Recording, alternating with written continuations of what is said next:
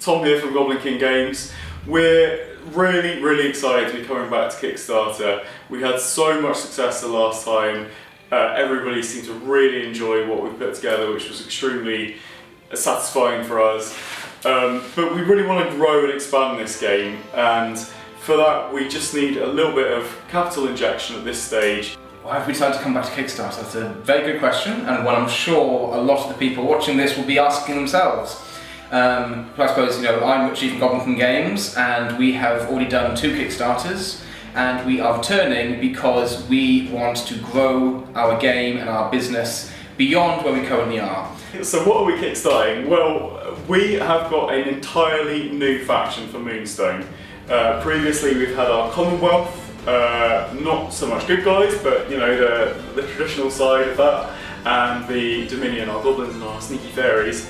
Now we're coming back with something completely different, which is the Leshavult, which is more of a religious undertones faction. They're a group of people that, rather than supporting the 2 political groups in Torba, they are worshippers of a god called Leshavult, who's a nature god, the god of the natural cycle of life, death and rebirth. My favourite characters from the upcoming set Leshavult has to be the character of Cursed Anya Bartol. She is a little girl who has been cursed by a witch to be possessed almost with an evil spirit called a Strigger. The main reason that she's my favourite is because we are experimenting in doing 2 models in one character, where one of them is this dainty, almost princessy girl who floats around, kind of hard to hit, but is very special in that way. But she can also transform into this horrifying monster character who is more the melee thing, gets in your face, drinks your blood, and is just very different from everything we've done before. Oh, my favourite character has to be Boris the Bunny Summoner. I think he's going to be quite a few people's favourites by the early feedback that we've got. He's just ridiculous, and that's one of the main themes of Moonstone. We're introducing some much darker concepts into this Leshavult faction than we've had previously, and Boris is our light relief character. I mean, who doesn't want to summon an army of murder bunnies to slaughter their opponents? I mean, come on.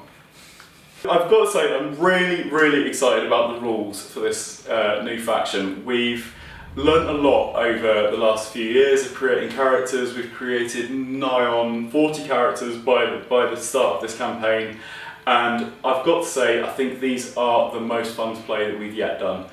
There's a whole load of new unique rules and unique play styles, but one that I'm particularly proud of is the fact that the Leshavults have catastrophes which are not necessarily all that negative. They might have some positive effects to everyone in the vicinity, or negative effects to everyone in the vicinity. And that ties in with the fluff of this new faction. They as Brother Daniel's sign says, that the end of the world is nigh, but that's okay. They see the death of the world as perfectly fine, and catastrophes to them are just part of the way you play the game. My favourite rules we're introducing via the Leshavult in this Kickstarter is the mechanic of having numerous characters with abilities that require more resources, in our case energy, than what they actually have on them available.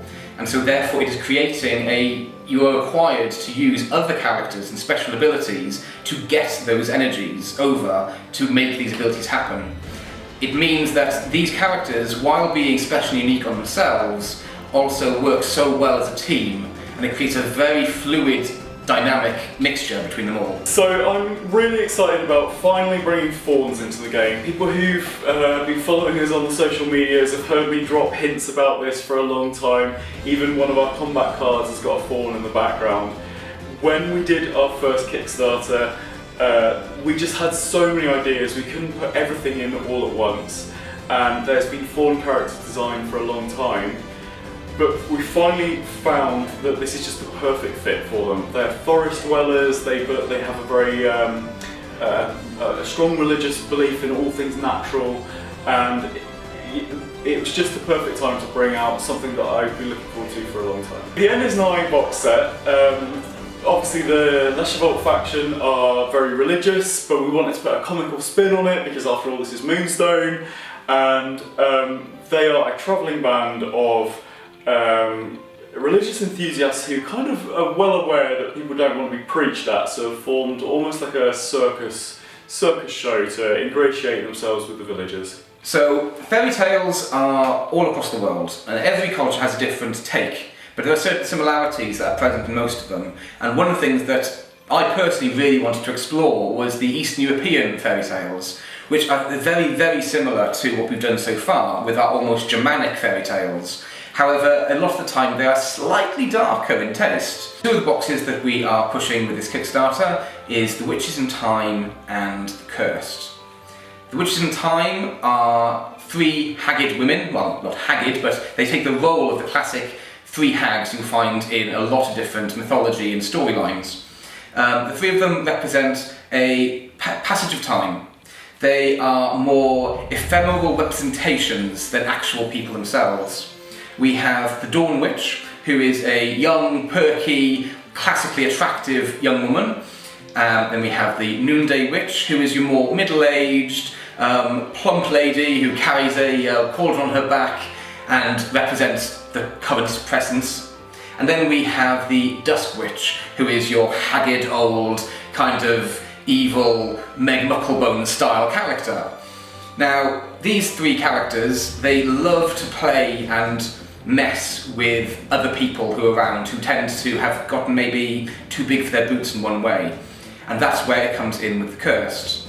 We have the Anya Bartol, who I mentioned earlier, who is a bit of a spoiled rich girl, basically, and she has been cursed with being possessed with a stringer. The Revenant. Now, the Revenant, he was cursed by the Dusk Witch, a guy who was a silver miner who owned a mine, and he had brothers. They had a bit of a spat, and he spent his entire life by being jealous and angry with his brothers. And so he died as what was potentially a freak accident, and he was brought back to life with the curse of undeath to always live and die as a result of the Dusk Witch in order to manipulate him and really exploit his jealousy and anger. And then of course we have the Beast, brought around by the Noonday Witch. Now the Beast is a noble who was very proud, but was essentially rotten and horrible on the inside, and so his curse is that his horrid inside becomes outside.